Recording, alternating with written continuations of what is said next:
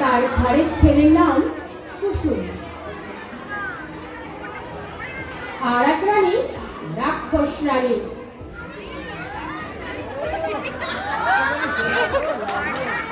তার ঘরের ছেলের নাম অজিত। অজিত কুসুম দুই ভাইয়ের বড় গলাগুলি, বড় ভাব, একে অপরকে খুব ভালোবাসে।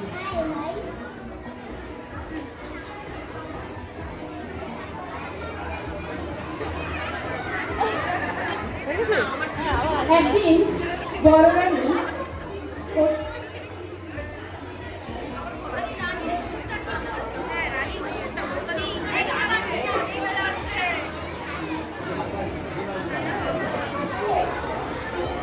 একদিন বড় রানী ও তার ছেলে খাটে শুয়ে আছে। তার দেখে রাক্ষসী রানী ভাবছে, রাক্ষসী রানীর মনে কাল, রাক্ষসী রানীর ঝিমেলা, কবে সতীনের ছেলের কচি হাড় মাংসের ঝোল অম্বল রেঁধে খাবো। রাগে রাক্ষসী রানীর দাঁতে দাঁত কর কর, পাঁচ পড়ান সর।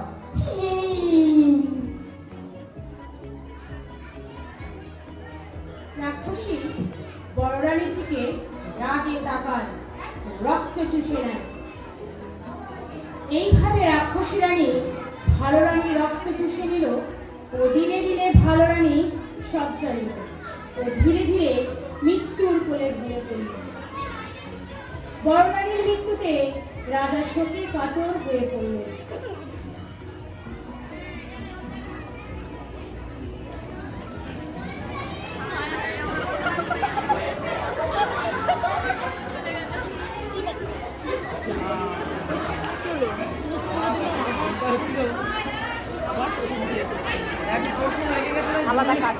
একদিন দুই ভাই তাদের ঘরে খেলা করতে থাকে।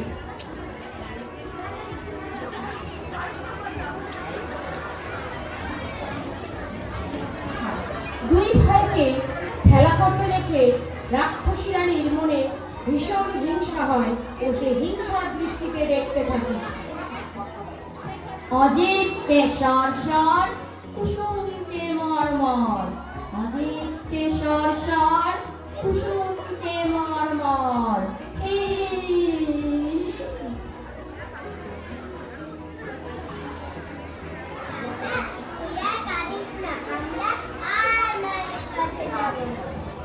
রাক্ষসীর কাছে আর কেউ যায় না। লোহার প্রাণ অজিত সব সয় আর সোনার প্রাণ কুসুম ভেঙে পড়ে। রাক্ষসী রানী দুই ভাইকে এইভাবে দেখে বলে, কি আপন পেটের পুত্র সেই হলো শত্রু?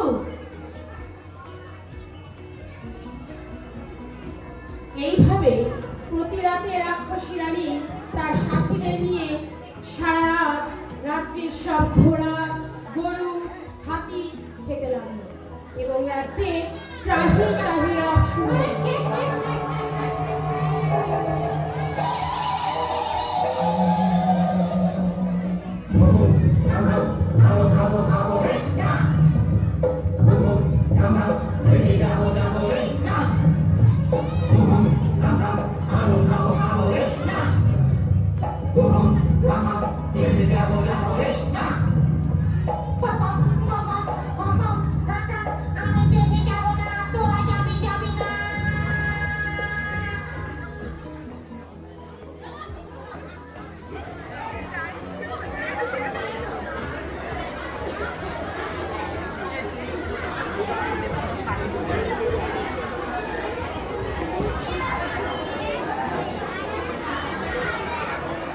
একদিন রাতে অজিত কুসুম দুই ভাই একসাথে ঘুমিয়েছিল। হঠাৎ এক বড় রাক্ষস এসে কুসুমকে ধরল।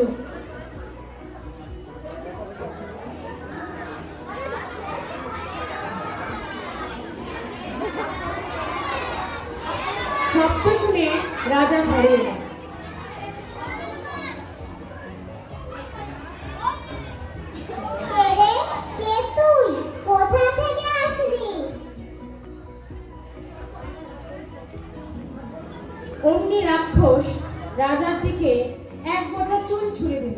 আর অমনি রাজা বোকা হয়ে গেল।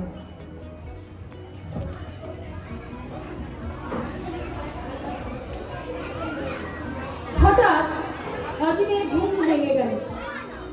ঘুম থেকে উঠে সে দেখে দাদা তার পাশে, আর খাটের পাশে দাঁড়িয়ে এক বড় রাক্ষস। ছুটে এসে অজিত বলে, কে রে, কে তুই এখানে দাঁড়িয়ে আছিস আর আমার দাদা কোথায়? হা হা হা, তোর দাদা তো আমার পেটে। হা হা হা, তবে রে এত বড় সাহস, আমার দাদাকে খেয়েছিস, দেখ তবে। অজিত রাক্ষসের মাথায় চড় মারতেই সে একটা সোনার বল উগলে দিল। আর তাই দেখে রাক্ষসী রানী বলে,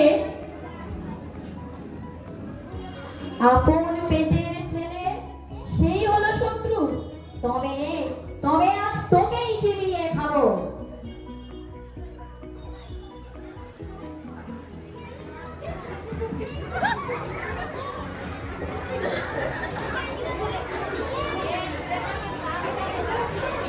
অজিতকে খাওয়ার পর রাক্ষসী রানীর অবস্থা হলো,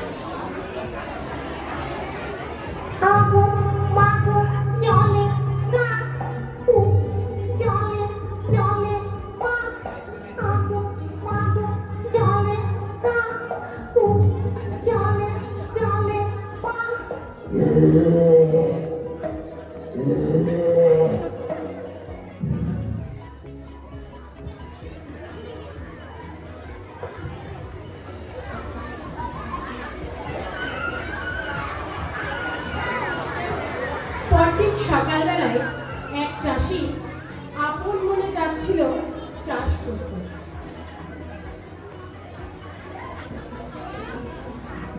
হঠাৎ তার চোখে পড়ল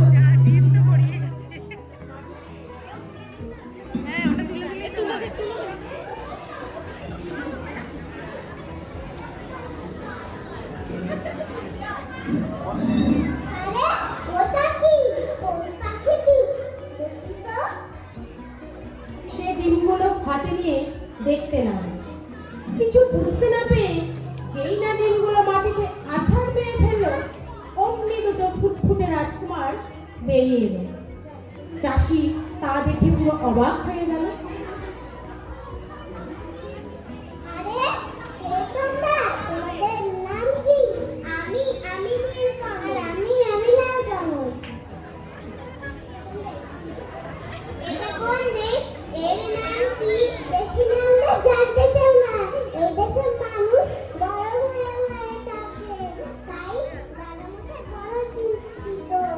কেন জানো, এখানে খপ্পরদের বড় উৎপাত, তাই রাজামশাই বলেন যে যারা খপ্পরদের তাড়াতে পারবে যাদের পুরস্কার দেবে। তাই নাকি?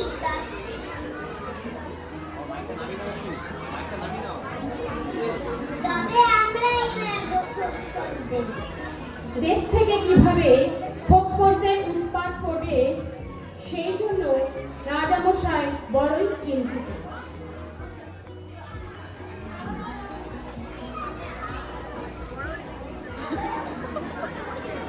রাজামশাইকে চিন্তিত দেখে নীলকমল বলে, রাজামশাই আমি নীলকমল। আর আমি লালকমল। আমরা এদের থেকে খপ্পরদের তাড়াবো। পারবে কি তোমরা? আরো কত রাজপুত্র এসেছিল, কিন্তু কেউ পারেনি। দেখো তোমরা পারো নাকি। লালকমল নীলকমল ঘরে ঘোরাঘুরি করতে থাকে। দাদা, রাত তো অনেক হলো, বড় ঘুম পাচ্ছে। আমি একটু ঘুমাই, পরে তুমি ঘুমিও আর আমি জাগবো। তবে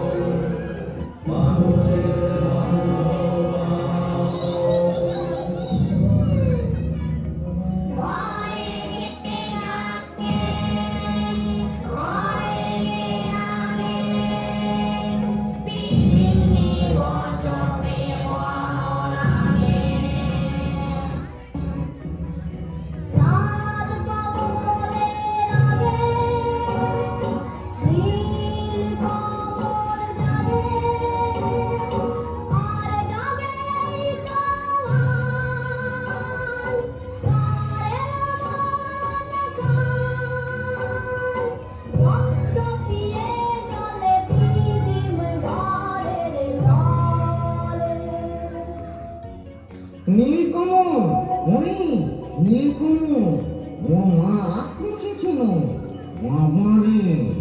আচ্ছা বাবা দেখি তবে নখের ডগা দেখি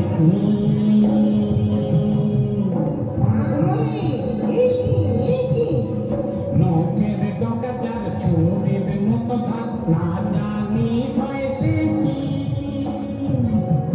তোদের দেখি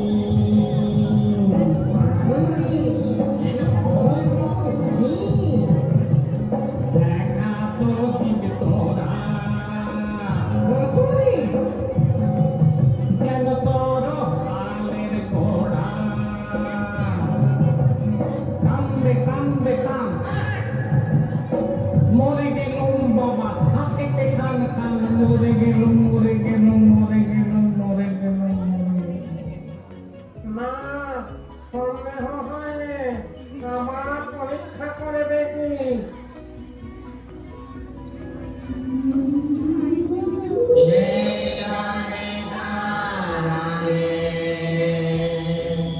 লাল কমল জামে লাল কলম হয়েছে ওটা লাল কলম ঝরঝর করে ঢুকে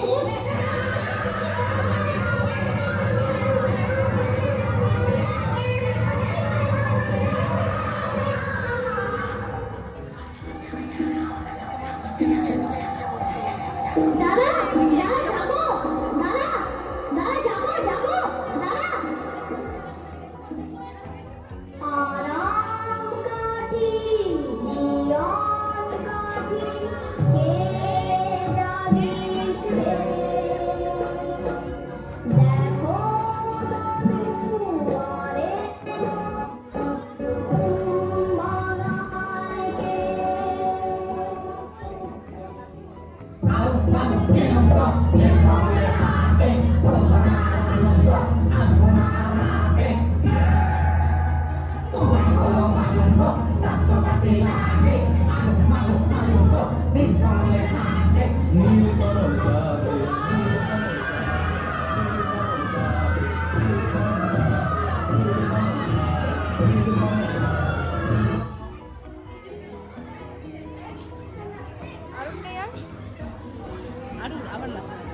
এইভাবে নীলকমল আর লাল কমল খোকসদের মেরে রাজ্যকে খোকস মুক্ত করল।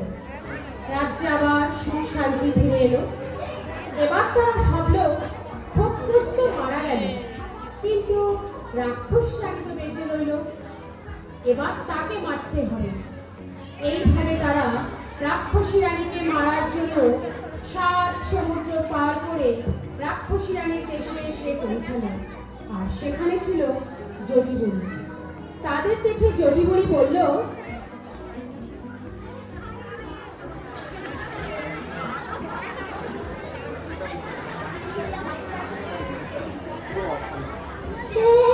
তোরা কোথা থেকে এলি?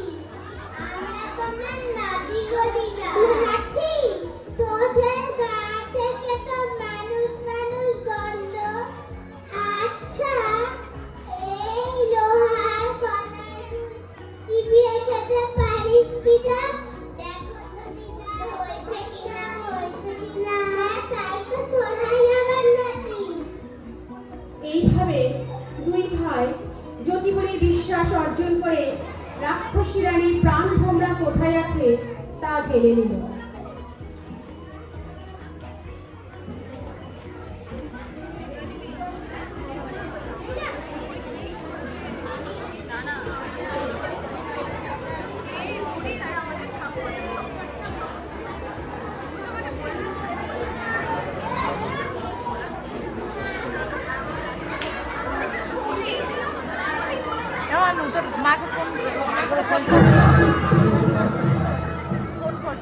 সেদিন নিশুতি রাত নামল যে রাক্ষসদের পুরীতে কেউ কোথাও নেই।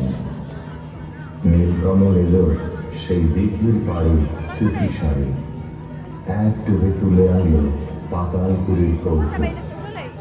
কৌটো খুলতেই বেরিয়ে পড়ল বীরভূমরা ভ্রমরী, রাক্ষসদের জীবন কাঠি মরণ কাঠি। তখন তারা তরোয়াল নিয়ে কি করবে? জীবন কাটি ভোমরাটা যেই না ছেঁড়া পা, যেথায় যত রাখে বসে গেল পা। মরণ কাটি ভোমরাটা যেই না ছেঁড়া ডানা, যেথায় যত রাখে চোখ যে হলো কানা।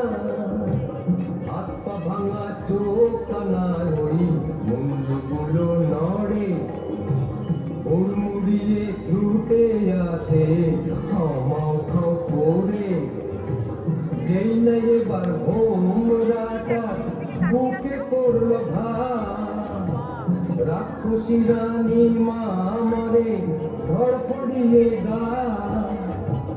তারপরে যেই ভোমরিটাকে মারলো তরোয়ালে, রইল না কেউ বেঁচে আর রাক্ষসের পালে, আর রাক্ষসের পালে। রাক্ষস পরি খা খা।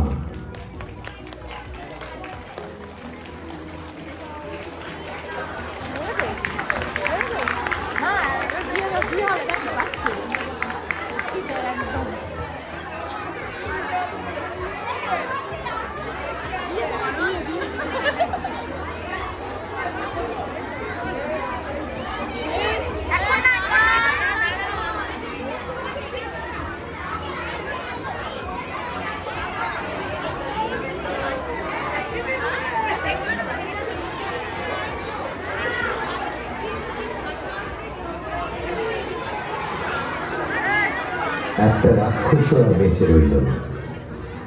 তখন ব্যঙ্গমা ব্যঙ্গমীর পিঠে চড়ে লাল কমল আর নীল কমল এলো বিনত তাদের রাত্রে।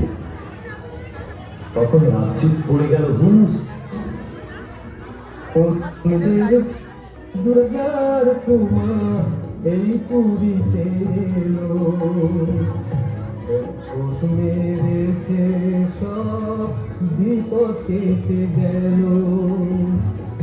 রাক্ষস মেরেছে শুনে রাজা মশাই আসে, অচিনপুরের লাল কমল আর নীল কমলের পাশে।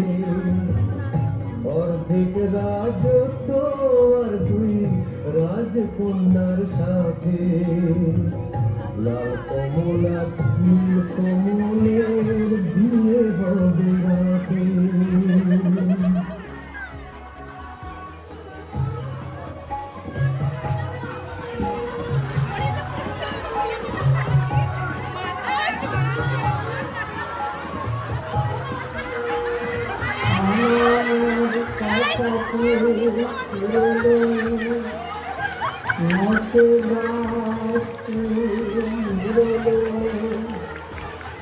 আমার কথাটি